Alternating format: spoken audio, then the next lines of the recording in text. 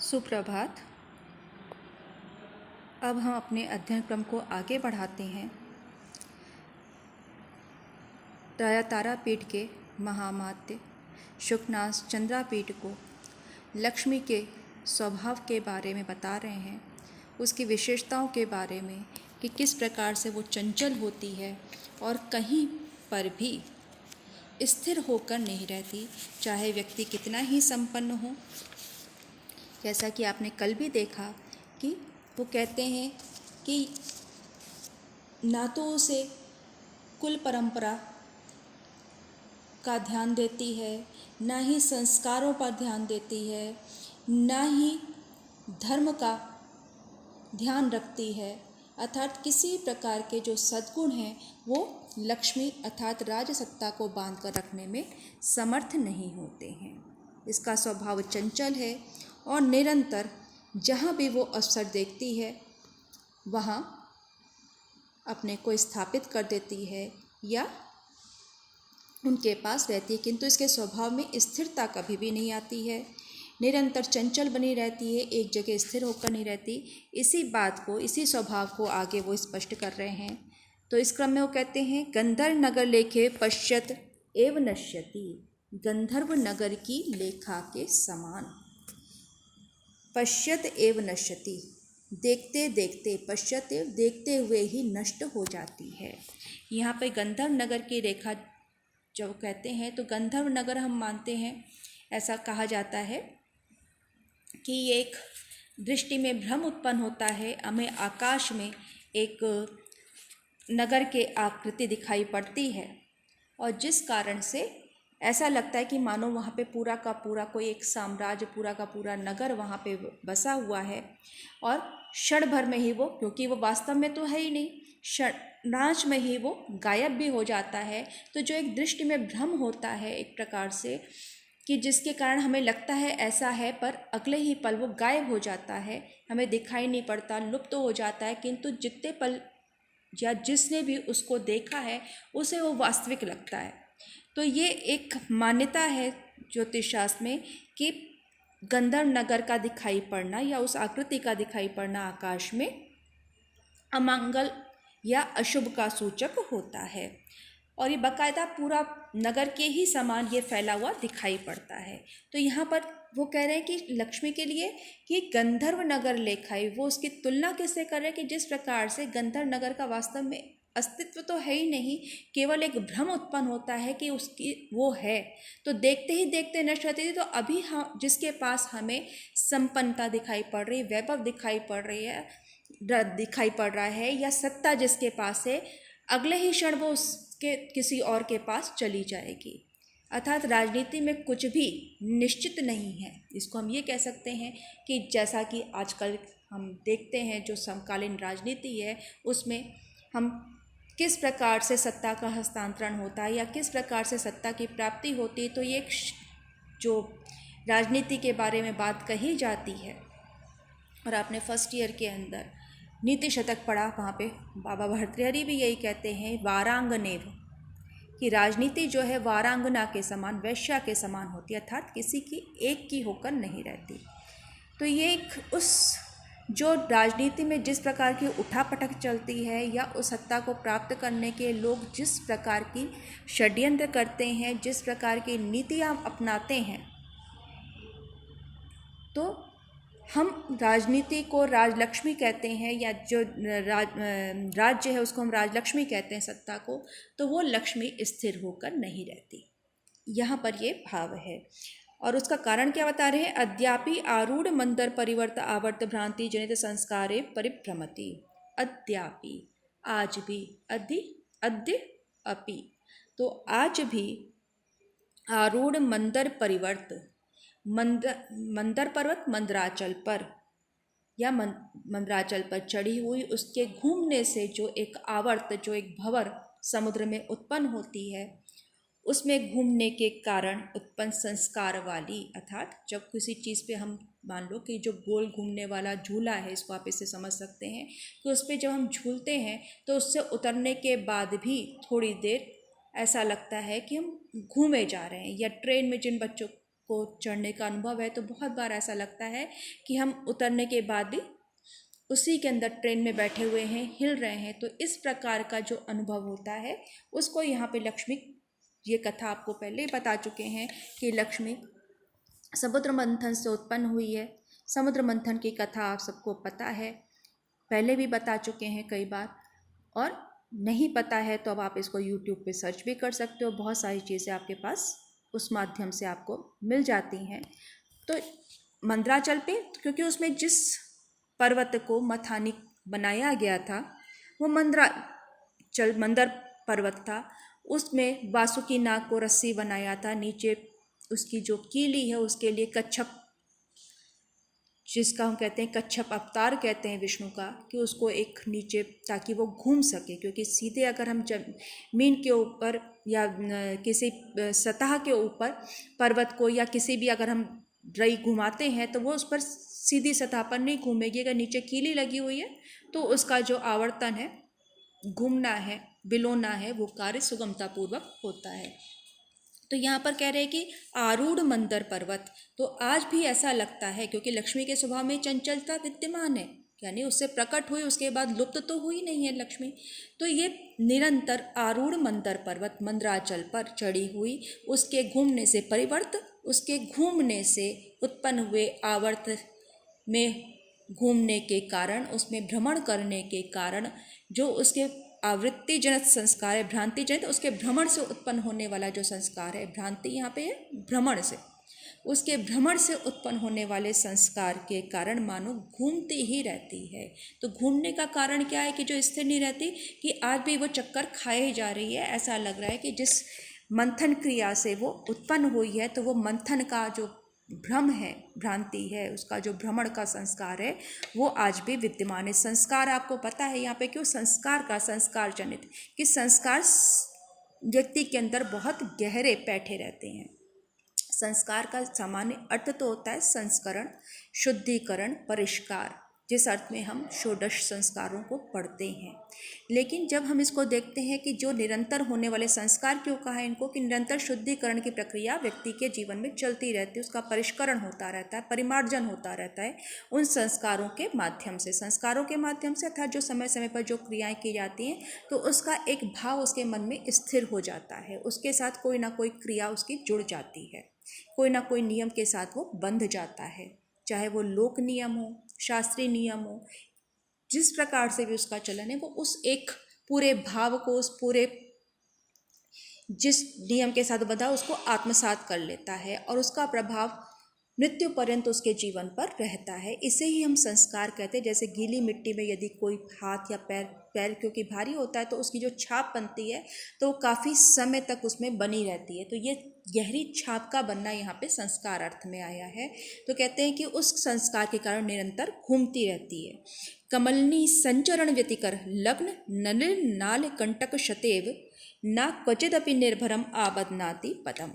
कमलनी संचरण, कमल वन में विचरण करने के कारण, तो कमल वन में लक्ष्मी का वास जो है वो उसको पद्मासना कहा गया है, कमलासना कहा गया है।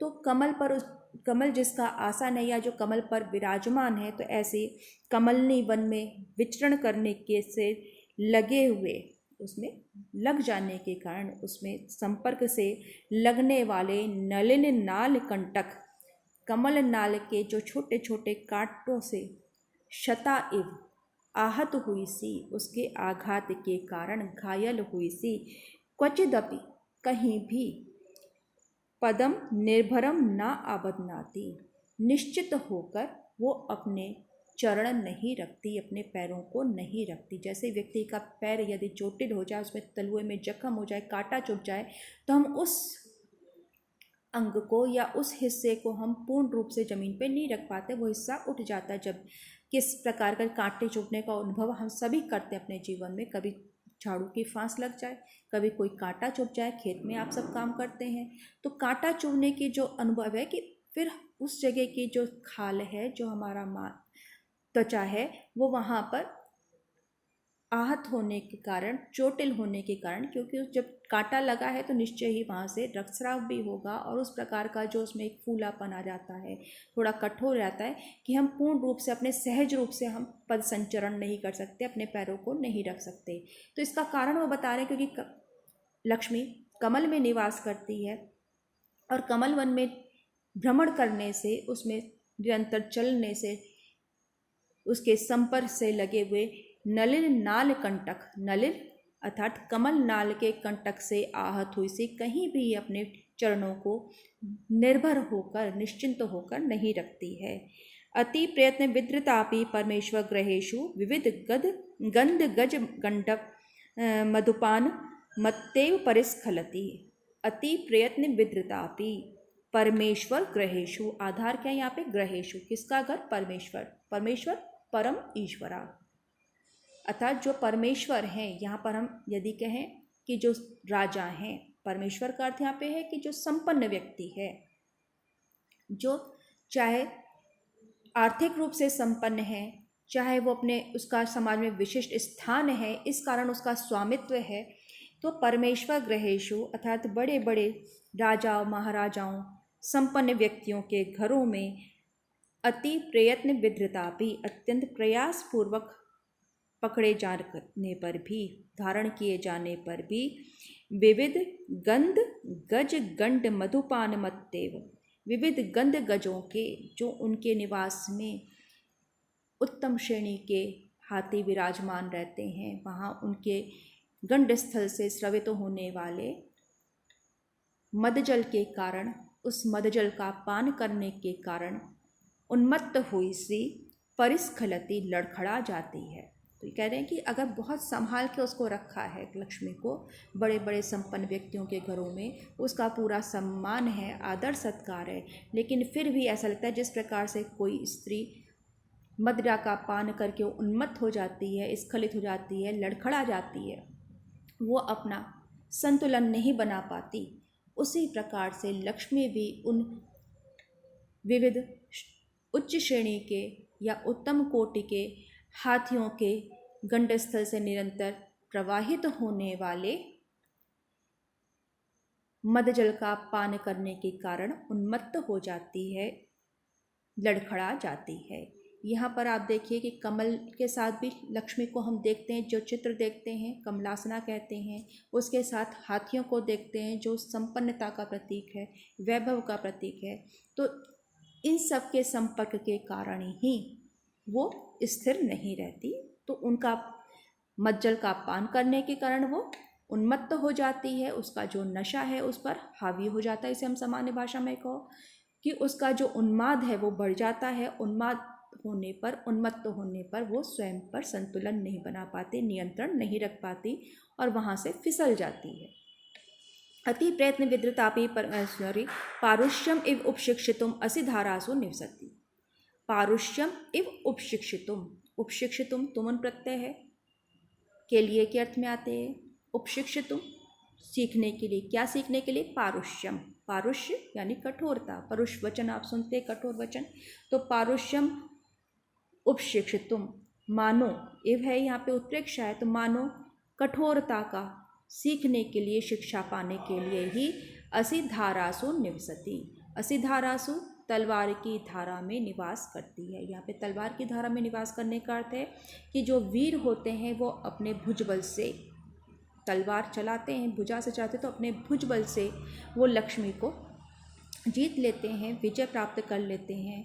तो यहाँ कह रहे हैं कि क्योंकि तलवार चलाना है तो ये यहाँ पर कठोरता का प्रतीक है कि उनके मन में किसी प्रकार की दया का, ममता का भाव नहीं होता, निर्मम होते हैं। तो मानो कठोरता को सीखने के लिए ही, अपने स्वभाव में कठोरता लाने के लिए ही असि धारासु, तलवार की धारा में निवास करती है। विश्वरूपत्वम इव ग्रहीतुम आश्रिता नारायण मूर्तिम, मानो विश्वरूपता को प्राप्त करने के लिए, यहाँ पे भी उत्प्रेक्षा है कि विश्वरूपत्व प्राप्त करने के लिए, विश्वरूप होने के लिए ही नारायण मूर्तिम, नारायण की मूर्ति का आश्रय लेती है।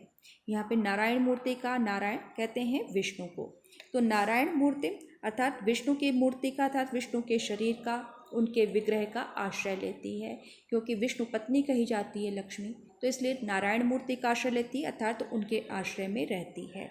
तो नारायण का अर्थ होता है, नार का एक अर्थ है जल, जल में जो निवास करने वाला है, जल में जिसकी विश्रांति है। दूसरा हम कहते हैं नारायण, जो विश्व रूपत्व रूप है, उनका विश्व रूप है। तो विश्व रूपत्वम, विश्व रूप को प्राप्त करने के लिए ही, ग्रहित्व ग्रहण करने के लिए, विश्व रूपता प्राप्त करने के लिए नारायण मूर्ति, नारायण की मूर्ति पे आश्रित रहती है, उसके ऊपर निर्भर करती है, ये उसका आश्रय लेती है।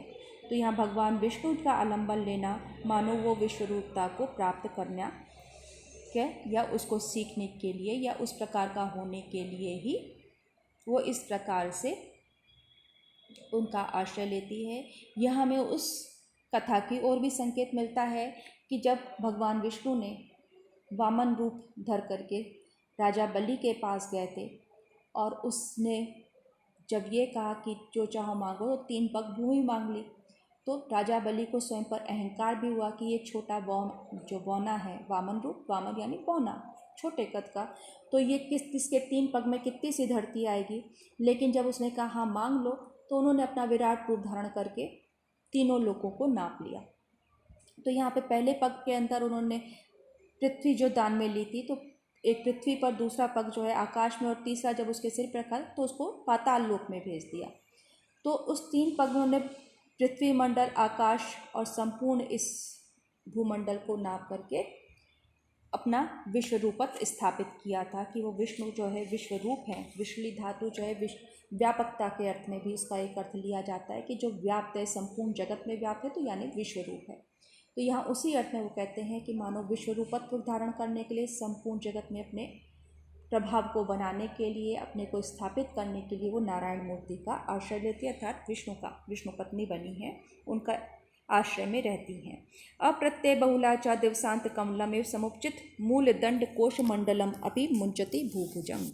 और अप्रत्यय बहुला च, और मानो विश्वास ना होने के कारण, अप्रत्यय बहुला, प्रत्यय माने विश्वास, अप्रत्यय बहुला अत्यधिक जो अविश्वसनीय है, जिस पर कोई विश्वास नहीं कर सकता, ये कैसी है, अप्रत्यय बहुला, अर्थात ये विश्वास के योग्य नहीं है।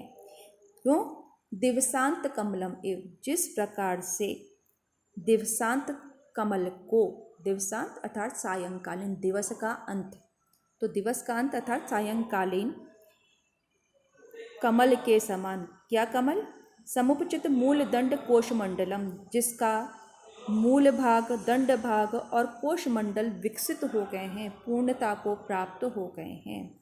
तो मूलम चा दंडश्चा कोशश्चा मंडलम चा, ये इसका विग्रह होता है। समुपचितानि मूल दंड कोश मंडलानि यस्य, कि जिसका मूल दंड और कोश मंडल बढ़ा हुआ है। जब हम राजा के अर्थ में इसको ग्रहण करते हैं इस अर्थ को, तो कहते हैं जिसका मूल अर्थात जो राष्ट्र, जो उसका राष्ट्रकोश है, जो उसका मूल उसने प्राप्त किया है, उसमें जो दंड के द्वारा, दंड उपाय है, साम दाम दंड भेद, तो जो दंड नीति के द्वारा उसने जो अपने राष्ट्रकोश में जो उसकी वृद्धि करी है, और उसके कारण अन्य नीतियों के कारण जिसका जो राष्ट्रकोश है या राजकोष है वो अत्यधिक बढ़ गया है, पूर्ण विकास को प्राप्त हो गया है, फिर भी उसके पास लक्ष्मी स्थिर नहीं रहती। तो जिस प्रकार से दिवसांत कमल को, सायंकालीन कमल को लक्ष्मी अर्थात कमल में वास मांगते हैं, तो सायंकाल में कमलों की शोभा समाप्त हो जाती है, श्रीहीन हो जाते हैं, क्योंकि बंद हो जाते हैं। जैसे ही सूर्यास्त होता है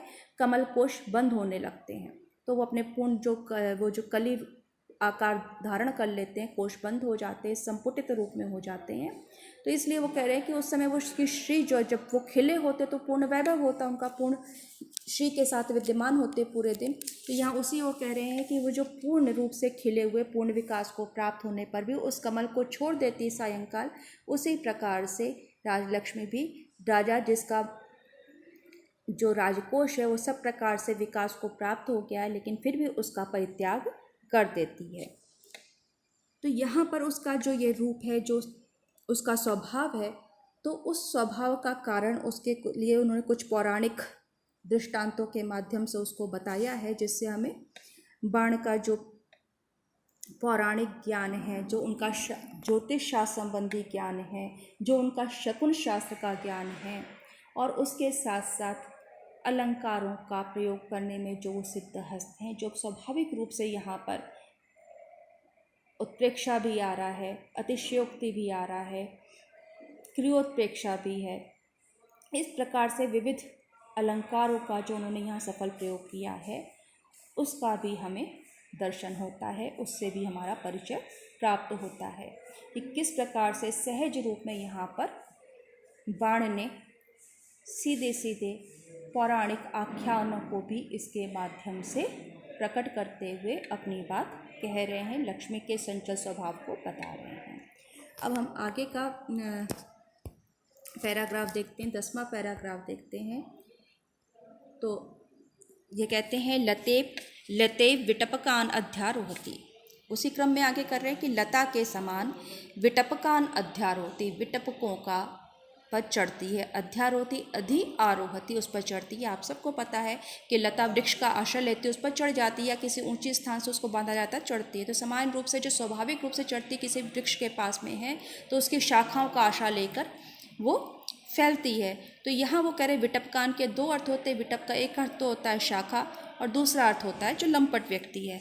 तो लता के समान विटपकों का आश्रय लेती है, अर्थात शाखाओं का आश्रय लेती है, और राजा के पक्ष में होगा कि वो लंपट व्यक्तियों का आश्रय लेती है। गंगा एवं वसु जननी अपि तरंग बुद्बुद चलचला। गंगा के समान वसु जननी अपि, वसुओं की माता, अष्टवसुओं की माता होते हुए भी तरंग और बुलबुल के कारण चंचल होती है, उसके कारण उसके जो चंचल स्वभाव है प्रकट होता है।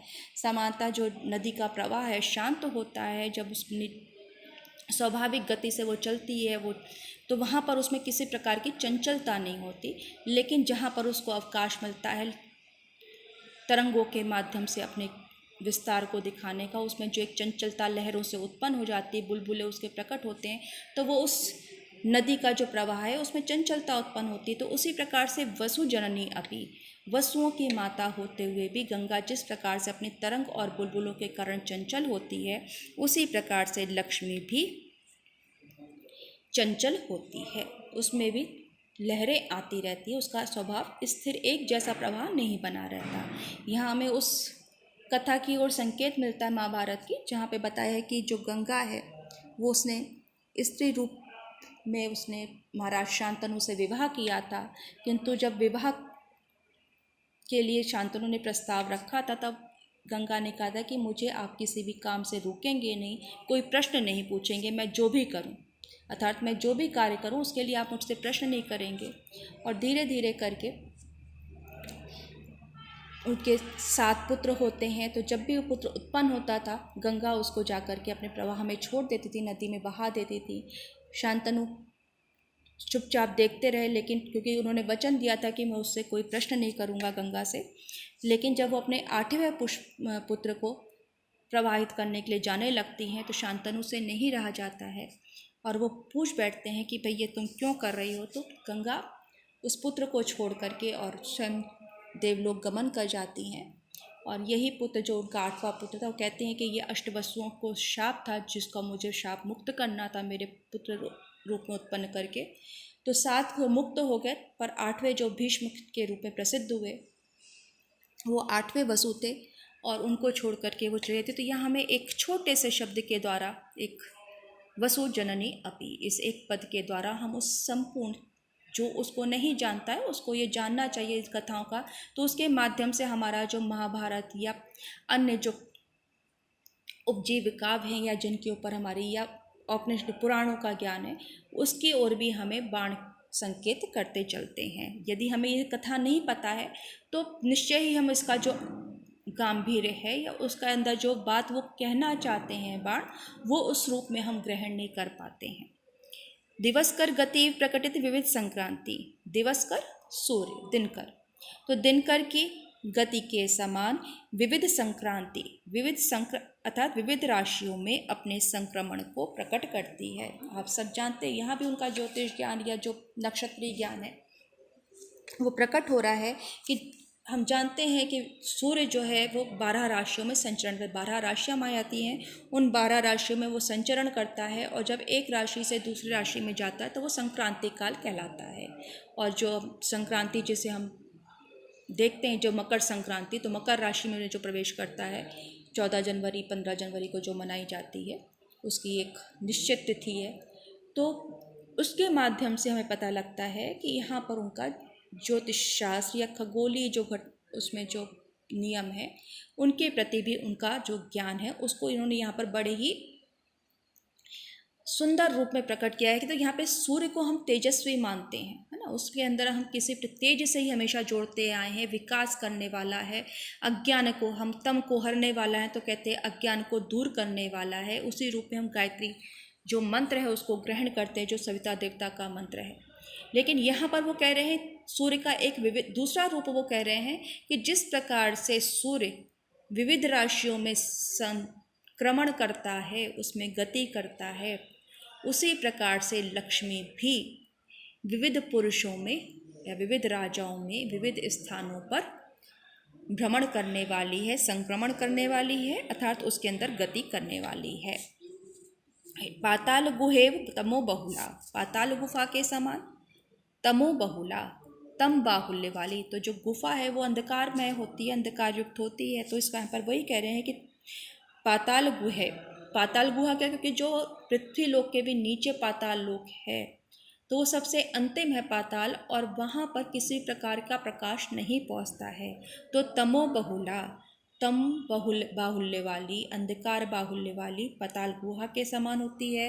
हिडिम्बा इव भीम साहसे कहारे हृदया, हिडिम्बा के समान भीम साहस, भीम के साहस के द्वारा हरण किए जाने वाले हृदय वाली होती है। अर्थात जिस प्रकार से हिडिम्बा, ये भी जो कथा है महाभारत से ली गई है कि हिडिम्बा एक राक्षसी थी और भीम के पराक्रम से वो प्रभावित होती है। भीम ने उसके जो भाई था उसका वध किया था, युद्ध में हराया था, तो वो उसके पराक्रम से, उसकी शक्ति से उसकी ओर आकर्षित हुई और उससे विवाह किया, जिससे पुत्र उत्पन्न हुआ घटोत्कच। तो यहाँ पर उस कथा की ओर हमें संकेत मिलता है। तो वो घटोत्कच जो है अत्यंत बलशाली था, जिसका फिर वध किया और उसका जो सिर है, जिसे हम आज खाटू श्याम जी के रूप में यहाँ पे मान्यता प्राप्त है, देव ईश्वर के रूप में हम उनको पूजन करते हैं। तो यहाँ पर उस कथा की ओर हमें संकेत मिलता है, उसका परिचय मिलता है कि हिडिम्बा के समान भीम साहसे कहार हृदया, भयंकर साहस के द्वारा ही हरण किए जाने वाली है। अर्थात जिस प्रकार से हिडिम्बा के हृदय का भीम ने हरण किया था, उसके साहस के कारण वो उस पर मुग्ध हुई थी, उसी प्रकार से लक्ष्मी भी उसी के पास जाती है जिसके अंदर अत्यंत साहस हो। प्राविट एवं अचिर द्युति कारणी, प्रावृट वर्षा, तो अचिर द्युति कारणी, तो वर्षा ऋतु के समान अचिर द्युति कारणी।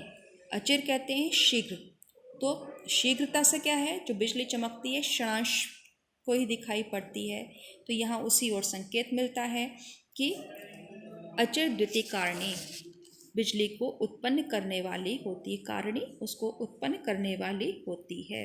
तो जिस प्रकार से वर्षा ऋतु के अंदर बिजली चमकती है, कौंधना जिसे हम कहते हैं, उसी प्रकार से ये भी जिसके पास होती है उसको क्षणिक प्रकाश देने वाली होती है। दुष्ट पिशाचीव दर्शिता अनेक पुरुषोच्छया स्वल्प सत्वम उन्मत्ति करोति, दुष्ट पिशाची के समान अनेक पुरुषों की ऊंचाइयों को दिखाने कारण वाली होती है। और स्वल्प सत्वम, जो स्वल्प सत्वम अर्थात बहुत कम साहस वाले होते हैं, या जिसके अंदर किसी भी प्रकार का साहस नहीं होता है, या हम कह दें कि उनके अंदर शक्ति की कमी होती है, तो उनको भी ये उन्मत्त बना देती है। समानता यदि व्यक्ति को कहा जाए कि तुम इस योग्य नहीं हो, तुम में इतना पराक्रम ही नहीं है कि तुम इसको प्राप्त कर सकोगे, लेकिन लक्ष्मी क्या कार्य क्या है, उसका प्रभाव ऐसा होता है, सत्ता का उन्माद ऐसा होता है जब व्यक्ति के पास आती है कि भले ही उसमें कोई योग्यता नहीं है, लेकिन फिर भी वो उस मद के कारण उन्मत्त हो जाता है। मद के कारण अर्थात लक्ष्मी के प्रभाव के कारण, सत्ता के प्रभाव के कारण उन्मत्त हो जाता है। फिर आगे वो कहते हैं सरस्वती परिग्रहितम ईर्ष्या इव ना अलिंगति। और फिर क्या है कि जिस प्रकार से सरस्वती की जिस पर कृपा होती है उसके पास लक्ष्मी जाती है। ये माना जाता है कि लक्ष्मी और सरस्वती में बैर है, सपत्नी है, तो जहाँ एक होगी दूसरी वहाँ नहीं जाएगी। वहाँ लक्ष्मी का अर्थ हम धन से ही लें, सत्ता से ही लें तो ये उचित होगा। तो कहते हैं कि जिस प्रकार से सरस्वती की जिस पर दया अनुग्रह हो जाता है तो वो ईर्ष्या के कारण, ईर्ष्या एवं मानो ईर्ष्या होने के कारण ही उसका आलिंगन नहीं करती है। गुणवंतम अपवित्रम एवं न स्पृशति। जो गुणवान व्यक्ति हैं उनका अस्पृशम एवं अस्पृश्य के समान, अछूत के समान उनका स्पर्श नहीं करती है। तो जिस प्रकार से समाज के अंदर ये हमें इससे ये भी समझना चाहिए कि उस समय छुआछूत की प्रथा थी, अस्पृश्यता थी, और यही यहाँ पे हमें इस दृष्टांत में देखने को मिलता है कि अस्पृश्य में जिस प्रकार से अस्पृश्य व्यक्ति को कोई छूता नहीं है, उसी प्रकार से वो कह रहे हैं गुणवंतम, जो गुणी व्यक्ति होते हैं उनका ये अस्पृश्य के समान स्पर्श नहीं करती, अर्थात उनके पास नहीं जाती है। उदार सत्वम अमंगलम इव न बहुमन्यते। जो उदार सत्व हैं, शक्तिशाली हैं, वीर पुरुष हैं, उनके पास ये अमंगलम इव अपशकुन के समान, अमंगल के समान उनका दर्शन करने से बचती है। फिर कहते हैं सुजनम अनिमित्तमिव न पश्यति। जो सज्जन व्यक्ति हैं उनका अनिमित्त के समान, अपशकुन के समान दर्शन नहीं करती है। तो जैसे व्यक्ति अपशकुन को देखने से बचता है उसी प्रकार से ये सज्जन व्यक्ति को नहीं देखती है। अभिजातम अहिम इव लंघयति। अभिजात्य का, कुलीन व्यक्ति का सर्प के समान उल्लंघन कर जाती। जैसे व्यक्ति सांप को लांघ के चला जाए, उसको टकराता नहीं है, उसके सामने नहीं पड़ना जाता, उसी प्रकार से ही कुलीन व्यक्ति का, अभिजात्य वर्ग का उल्लंघन कर देती है। शूरम कंटकम इव परिहरति। शूरवीर को, जो वीर व्यक्ति हैं, उनका कंटक के समान, कंटक यानी कांटे के समान उसको छोड़ देती है। जैसे व्यक्ति कांटों से बच के चलना चाहता है उसी प्रकार से शूरवीर से बच के चलती है। दातारम दुस्सप्नम इव न स्मरति। दातारम, दानी व्यक्ति का दुस्सप्न के समान स्मरण भी नहीं करती, क्योंकि वो तो दान दे देगा। विनीतम पातकीनम इव न उपसर्पति। विनीत व्यक्ति का पातकीनम अर्थात महापापी के समान उसके समीप नहीं जाती। जो विनम्र व्यक्ति है तो उसको तो ऐसा मानते हैं कि इसने बहुत बड़ा पाप कर रखा है। तो विनीतम पातकीनम, पातकी व्यक्ति के समान, महापापी के समान उसके समीप नहीं जाती। मनस्विनम उन्मत्तम इव उपहसति। जो मनस्वी हैं, तेजस्वी, स्वाभिमानी पुरुष हैं, उनका ये उन्मत्त के समान उपहास करती है। क्योंकि जो स्वाभिमानी व्यक्ति है वो कभी भी अपने नीतियों से, अपने मूल्यों से, उच्च आदर्शों से किसी प्रकार का समझौता नहीं करता। इसलिए वो कह रहे हैं कि उन्मत्त के समान उसका उपहास करती है, उसका हंसती है, परिहास, उपहास करती है। यहाँ पर इस सब जगह जैसे यहाँ पे उत्प्रेक्षा भी है, समासोक्ति भी है, उसमें हमें बहुत सारे इनके जो ज्ञान की जो विविध क्षेत्र हैं, उनका जो बहुआयामी व्यक्तित्व है ना, वो हमें दिखाई पड़ता है कि किस प्रकार से ये हर विषय के अंदर कहीं ना कहीं अपनी दखल रखते हैं, उसमें पैठ रखते हैं। उसका बड़ा ही कुशलतापूर्वक उन्होंने एक एक पद के द्वारा उसको अपने उस ज्ञान को, अपने उस जो उनका अनुभव है, जो उनके वर्णन का जो विस्तार है, जो भाषा पर अधिकार है, उस माध्यम से उन्होंने प्रकट कर दिया है।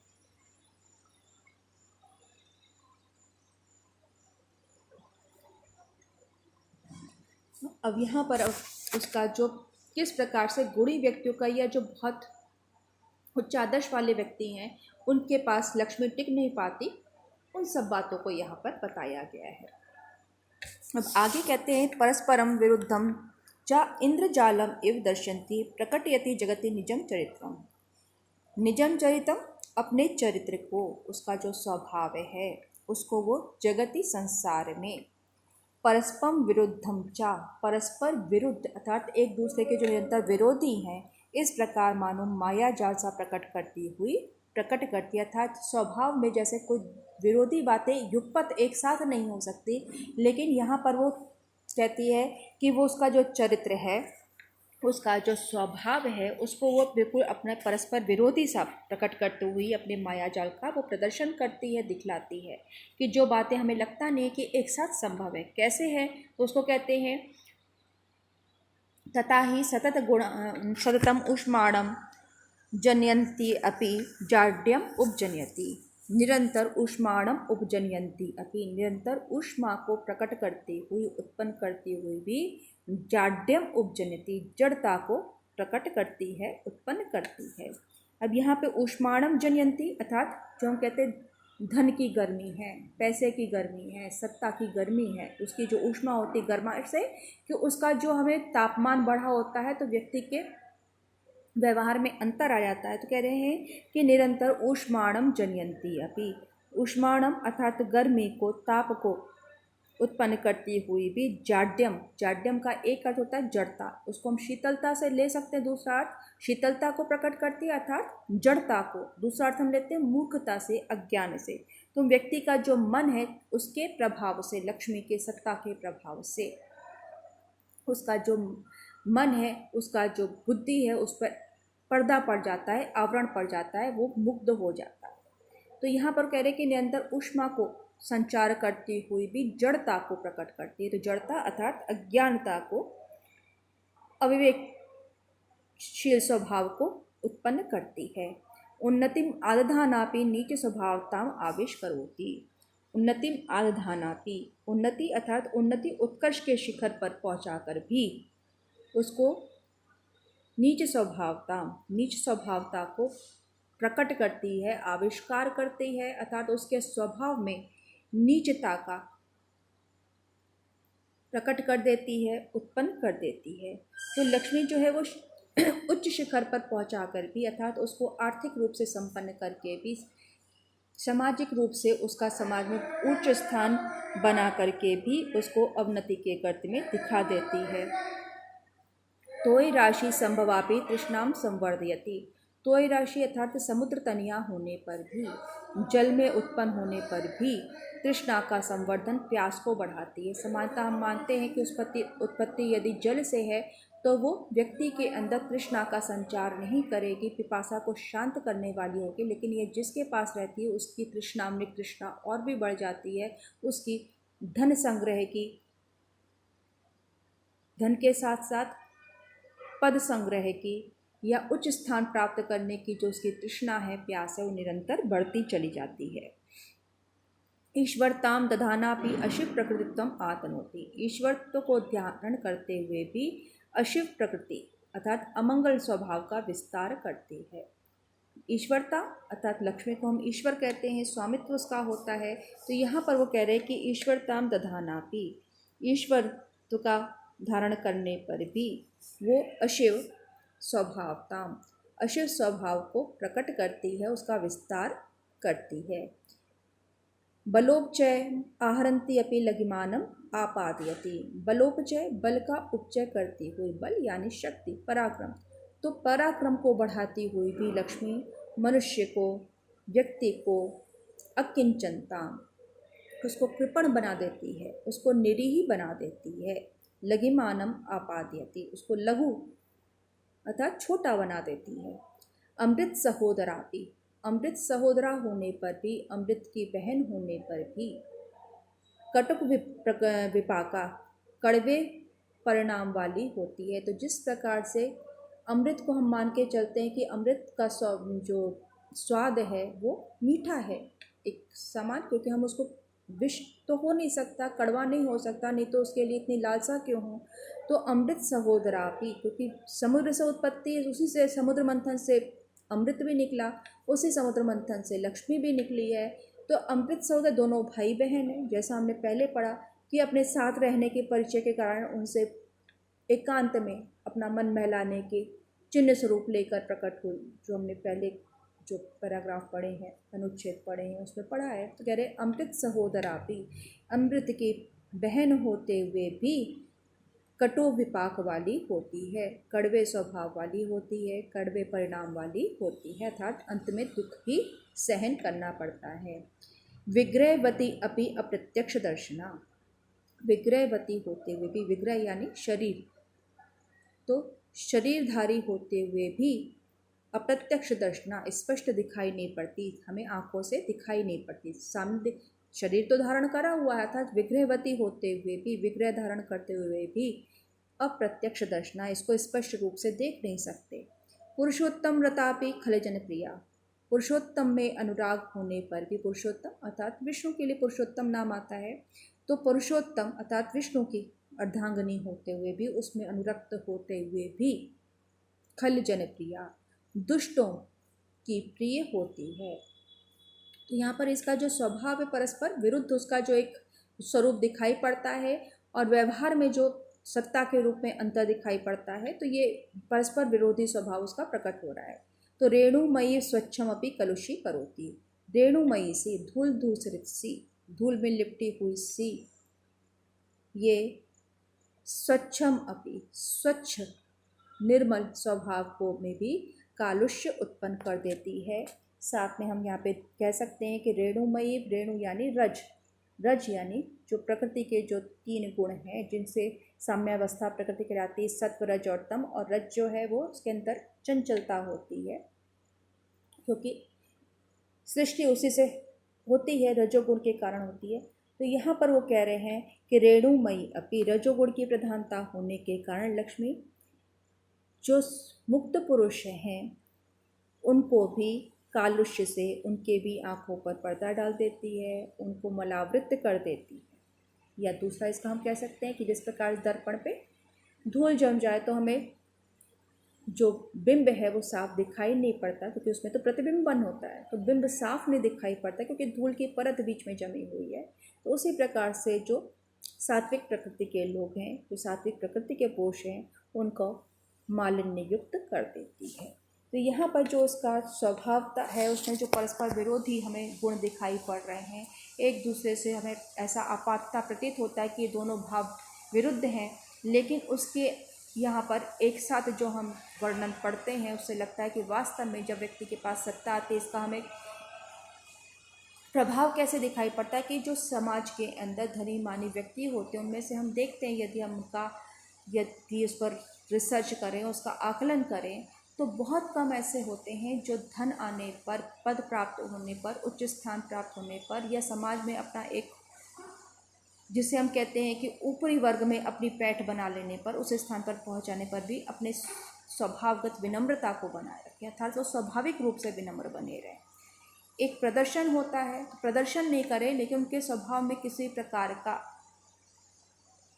विकृति नहीं आए, ऐसा बहुत कम होता है। सबको नहीं कह सकते कि 100% होता है, लेकिन फिर भी हम देखते हैं, ये हमारे अनुभव में आता है कि जैसे ही व्यक्ति के पास पैसा आने लगता है या कुछ वो अपने समाज में अपना स्थान बनाने लगता है, तो उसकी जो बोली है, उसका जो व्यवहार है, उसमें एकदम भिन्नता आने लगती है, और जिन लोगों के बीच वो उठता बैठता है उन्हीं को वो अपने से तुच्छ समझने लगता है, या उनके ऊपर वो अपना अनुग्रह दिखाना चाहता है, अथवा उनके ऊपर शासन करना चाहता है। तो ये जो हमारे दिन प्रतिदिन का जो अनुभव है, ऐसा लगता है कि उसी को जो है वो बाण ने बड़े ही संस्कारित करके, उस पर बड़ा चिंतन करके उसको यहाँ पर लक्ष्मी के रूप में प्रतिपादित किया है, क्योंकि यहाँ बात उन्हीं की कही जा रही है।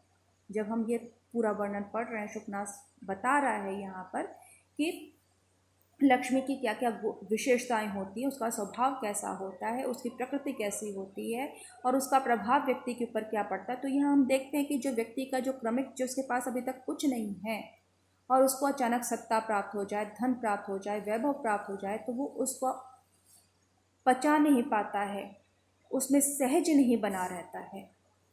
तो यदि वो अपनी सहजता किस प्रकार से खोता है, उस धन का उन्माद उस पर किस प्रकार से होता है, या सत्ता का नशा किस प्रकार से चढ़ता है, उसको हम समकालीन राजनीति में और अपने जो हमारा जिनसे संपर्क है, जो हमारे अपने निकटवर्ती संबंधी हैं, उनके व्यवहार में आने वाले जो अंतर है उसके साथ हम तुलना करके देखें, तो ये एक जो शाश्वत सत्य है, जैसे हम कहते हैं, जिसके कारण कहते हैं साहित्य समाज का दर्पण है, जो महाकवियों ने जो वर्णन किया है, जो साहित्य दिया है, उसके अंदर जो बात बहुत पहले कही गई, कई 100 साल पहले कही जा चुकी है, आज भी वो अपने उसी रूप में विद्यमान है। तो जो मनुष्य का जो एक मूलभूत स्वभाव है, उसका किस प्रकार से उसका विकास होता है, उसका एक अध्ययन हमारे सामने आता है। इस रूप में हम देखें तो साहित्य का निश्चय ही, साहित्य के अध्ययन की जो आवश्यकता है वो स्वतः सिद्ध हो जाती है कि उसका क्या स्थान है समाज में, क्योंकि वो मनुष्य के स्वभाव का अध्ययन करता है, उसके क्रमिक विकास का, उसमें होने वाले परिवर्तनों का, क्षण प्रति क्षण जो उसके जीवन में जो परिवर्तन आते हैं, उसका एक प्रकार से ये लेखा जोखा प्रस्तुत करता है, जिसके लिए हमारे बहुत सारे डेटा कलेक्शन करें तो उसका एक हमें जो एक निष्कर्ष रूप दिखाई पड़ता है, वो हमें इन कवियों की, महाकवियों की जो रचनाएं हैं उसमें देखने को मिलता है। अस्तु, आज के लिए इतना पर्याप्त है।